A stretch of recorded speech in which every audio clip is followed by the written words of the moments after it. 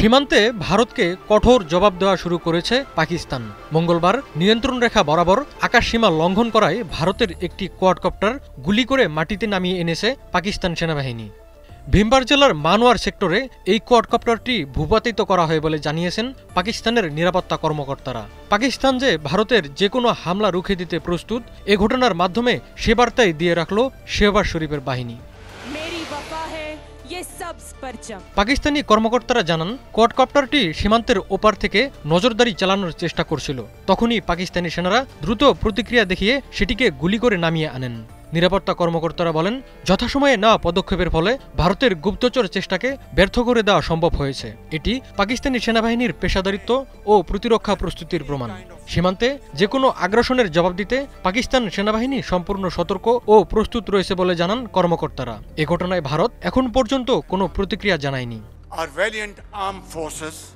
ভারতের সম্ভাব্য বিমান হামলা ভেস্তে দিতে পাকিস্তান ইতোমধ্যে নিয়ন্ত্রণ রেখার কাছে শক্তিশালী রাডার সিস্টেম স্থাপন করেছে, যা ভারতীয় যুদ্ধবিমানের জন্য মাথা ব্যথার কারণ হয়ে দাঁড়িয়েছে।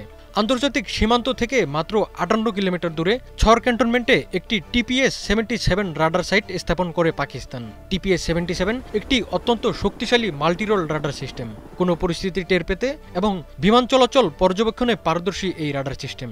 ভারতীয় সংবাদ মাধ্যম ইন্ডিয়া টুডে এক প্রতিবেদনে জানায়, ভারতের সম্ভাব্য বিমান হামলা শনাক্ত করতে পাকিস্তান সেনাবাহিনী শিয়ালকোট সেক্টরে তাদের রাডার সিস্টেমগুলো আরও অগ্রবর্তী স্থানে এগিয়ে এনেছে। ফিরোজপুর সেক্টরের বিপরীতে ভারতীয় তৎপরতা শনাক্ত করতে পাকিস্তান সেনাবাহিনীর ইলেকট্রনিক ওয়ারফেয়ার ইউনিটগুলোও সেখানে মোতায়েন করা হচ্ছে।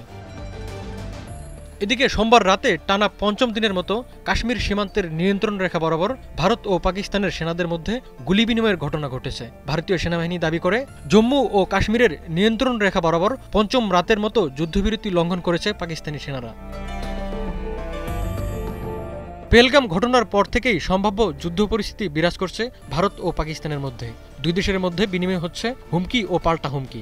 পাকিস্তানে হামলার ছক কষতে গেল 2 দিন বেশ ছুটোছুটি করতে দেখা গেছে ভারতের প্রতিরক্ষা মন্ত্রী রাজনাথ সিংকে। তিনি প্রধানমন্ত্রী নরেন্দ্র মোদী এবং সেনা সর্বাধিনায়ক অনিল চৌহানের সঙ্গে রুদ্ধদ্বার বৈঠক করেছেন। পাকিস্তানকে জবাবের উপায় ঠিক করতে গুরুত্বপূর্ণ সামরিক সিদ্ধান্ত নিয়ে তাদের মধ্যে আলোচনা হয় বলে দাবি করে ভারতীয় সংবাদ মাধ্যমগুলো।